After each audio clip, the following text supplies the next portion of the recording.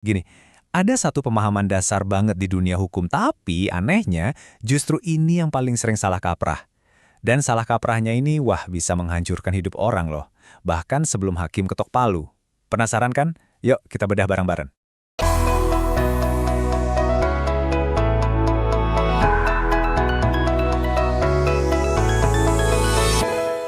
Oke, kita mulai dari sini ya. Coba deh, baca dan resapi kalimat ini. Simpel banget kan? Tapi justru kebenaran sesimpel ini yang sering banget kelelep sama derasnya informasi dan ya nafsu kita buat cepat-cepat ngejudge orang. Nah, sekarang kita masuk ke bagian yang jujur aja agak gelap nih. Soal kebiasaan berbahaya yang udah kayak mendarah daging di masyarakat kita. Pasti sering lihat kan skenario kayak gini. Muncul berita penangkapan. Nggak peduli deh siapa, pejabat, artis, atau mungkin bahkan orang yang kita kenal. Coba cek apa reaksi pertama yang muncul di medsos atau grup-grup WA. Udah hampir bisa ditebak. Langsung dicap, wah pasti salah nih orang. Dan jangan salah, cap bersalah ini bukan cuma tulisan di layar loh. Efeknya itu nyata banget dan ngerusak.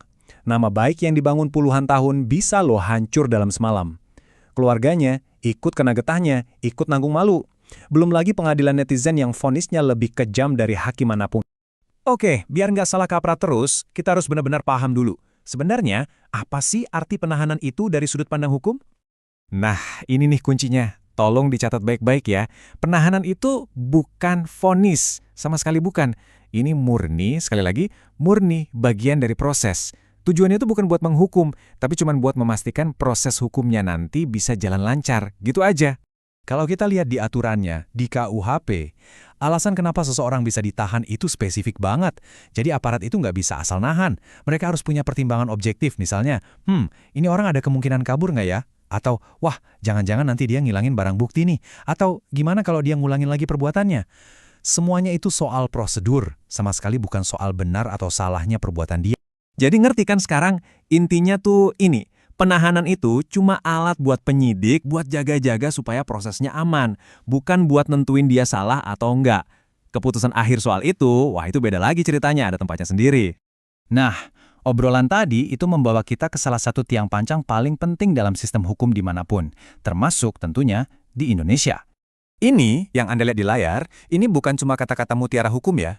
Ini adalah asas yang namanya praduga tak bersalah. Artinya apa? Artinya semua orang, dan saya ulangi ya, semua orang dianggap nggak bersalah sampai palu hakim diketuk dan putusannya final. Jadi, yang wajib ngebuktiin seseorang salah itu jaksa, bukan orang yang dituduh harus ngebuktiin dia nggak salah. Paham ya bedanya? Nah, di sini kita bisa lihat bedanya secara kontras banget. Di satu sisi, ada pengadilan versi opini publik dan media sosial. Cepat, emosional, seringnya nggak pakai data lengkap.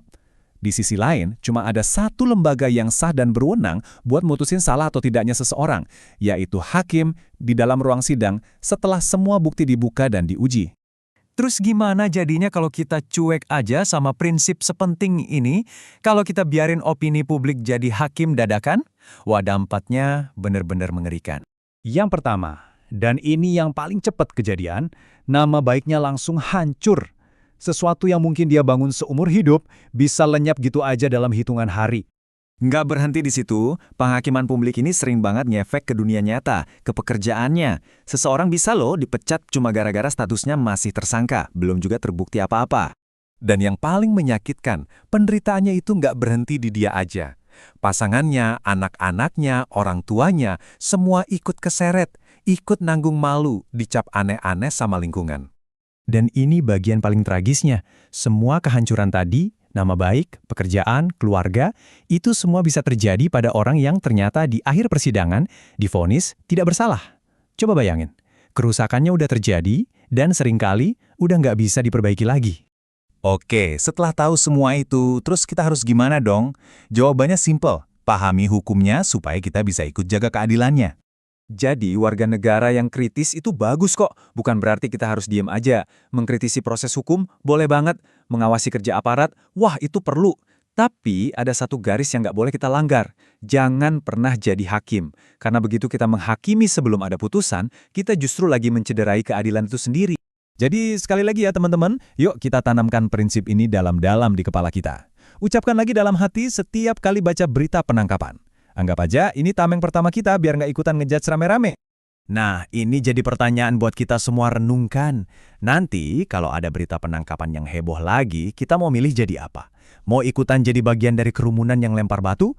Atau kita mau jadi pengamat yang lebih bijak, yang kritis tapi sabar, yang nunggu semua fakta kebuka di tempat yang seharusnya? Pilihannya ada di tangan kita masing-masing. Memahami prinsip-prinsip kayak gini, itu baru langkah awal. Kalau kalian mau terus belajar bareng kami, yuk ikutin terus ELTS Explain, biar kita sama-sama bisa membangun masyarakat yang lebih paham hukum dan pastinya lebih adil untuk semua.